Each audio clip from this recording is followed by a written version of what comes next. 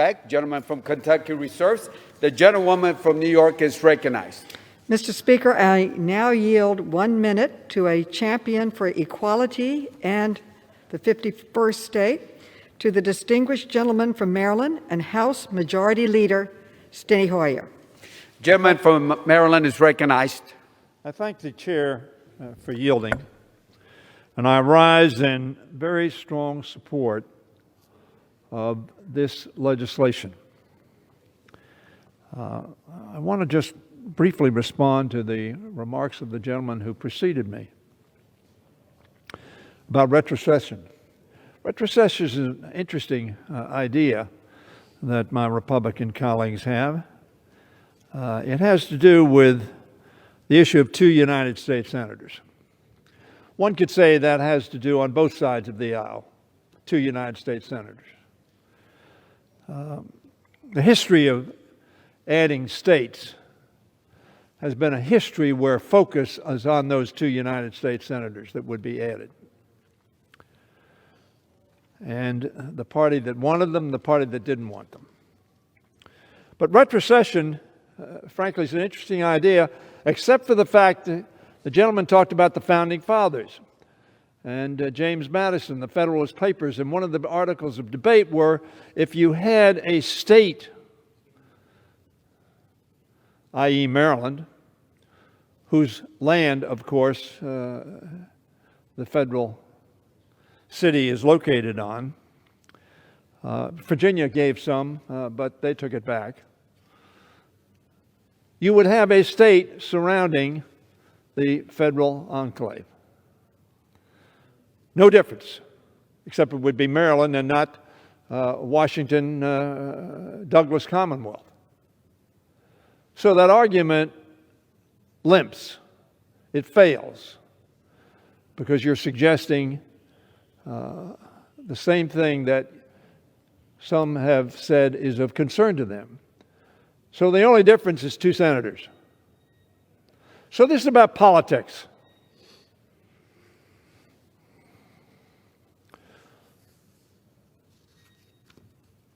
Throughout history, people have guessed as to what the new states are going to be. Now, some knew, absolutely. We have North and South Dakota. I don't know whether any of you know why we have North and South Dakota. 2 senators versus 4 senators. And the Republicans who were in charge wanted to have 4 senators to assure their majority in the Senate as opposed to the Democrats in the South. Ironic how things change. So if you're voting on politics, I get it. But on principle, Nevada was added and taken from Utah, by the way, because the Republicans who were then in charge back in the day wanted to have 2 additional senators. And they got them. With less than 10,000 people living in the area that was taken from Utah, Wyoming, and Colorado and formed Nevada. So let's not get mired in these principled votes because this is about 2 senators. We get it.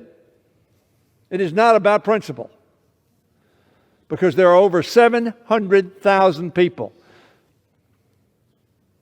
712 to be exact, maybe more when we get the census report, who are unequal citizens in America. I want to thank the incomparable Eleanor Holmes Norton for her hard work and tireless advocacy for so many years as the leader of this cause. On behalf of equal rights for the citizens she represents, without a vote. Why? Are they lesser citizens? Is she a lesser representative? Surely not. If a president of the United States, Republican or Democrat, asks somebody to come to the District of Columbia and work for the U.S. government, bring your talents, your energy, and your focus to work for your country in Washington, D.C. But, oh, by the way, you have to give up your vote in the Congress of the United States through your representative. In no other democracy are residents of the national capital excluded from representation. None. Frankly, I think the founders had no concept of how big this city would become, how vibrant it would become. None. Yet nearly 700,000 Americans are denied full representation. The founders of our Union of States set forth a simple process for the admission of new states to that union.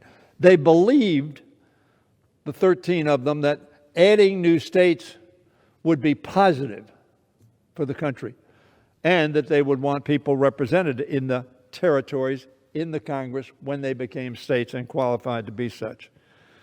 They saw that process as an expansion both healthy and workable, and they believed that it would strengthen our democracy. Through the years, however, the admission of new states has been a very contentious process on both sides of the aisle. And there was a time in our history in the latter half of the 19th century when Republicans effected the admission of a number of new states in order to increase the numbers in the Senate. They accomplished that objective in some respects. In one noteworthy example, which I've just mentioned, Nevada in 1864, less than 10,000 people. The criteria at that point in time, theoretically, was 60,000. But it was ignored. It was ignored. 2 senators. That's what this issue is about. 2 senators. It is not about whether, on a principled basis, we ought to give to 712,000 of our citizens the right to be equally represented in the Congress of the United States. No, if they live here, we ask them to give up that right. That same process, as I mentioned, was repeated in the admission of North and South Dakota. They had hardly any people living there. They could hardly qualify if you put all the Dakota territory together, but what the Republicans did was, they were in charge at that point in time, they divided it, North and South Dakota. What happened? 2 extra senators. It wasn't about principle, about how many people, what the economic status was. It was about how many senators. When my friends across the aisle complained that this bill would lead to the election of 2 additional Democratic senators, so what? Is that the criteria? The political judgment of the citizens of some entity seeking to become a state? There's nothing in the Constitution about that. 0. It is the politics of it, I get it. But it is not the principle. I hope people vote on principle. That they believe that their fellow citizens who happen to live within this, used to be a square, but a square minus that to the south of the Potomac. This legislation is very different from the acts that admitted those states in the 19th century. It is different because it is based on the demonstrable need to provide representation to hundreds of thousands of Americans who deserve to have their voice heard in our democracy. And they have determined they want to be a part. Our founders were offended, indeed outraged, that they were forced to pay taxes but were afforded no representation in the body that set those taxes. Wouldn't all of us have been there at the Tea Party saying, you cannot tax us, England, without us having representation in the Parliament? I'm sure you've heard the argument from many people on this floor. I won't repeat them about the level of taxation that is paid by the citizens of the District of Columbia. But they have no say in the level of those taxes, which so outraged our founders. Moreover, this legislation would end the unjust practice of treating D.C. residents differently than their fellow citizens in the 50 states when it comes to allocating resources or providing COVID-19 relief under the CARES Act last year. Mr. Speaker, when President Eisenhower, Republican president, but not a very partisan president, unlike today,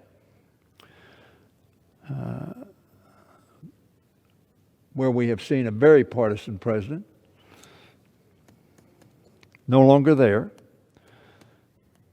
Mr. Speaker, when President Eisenhower addressed the question of admitting Hawaii as a state in the 1950s, he said the following, and by the way, I think all of you probably know that when Alaska and Hawaii were admitted not too far apart in years, Alaska was perceived to be a Democratic state and Hawaii was perceived to be a Republican state. So the assumption that somehow the District of Columbia will automatically elect 2 Democrats, which may be accurate, but it may not always be the case. The principle is what Eisenhower articulated.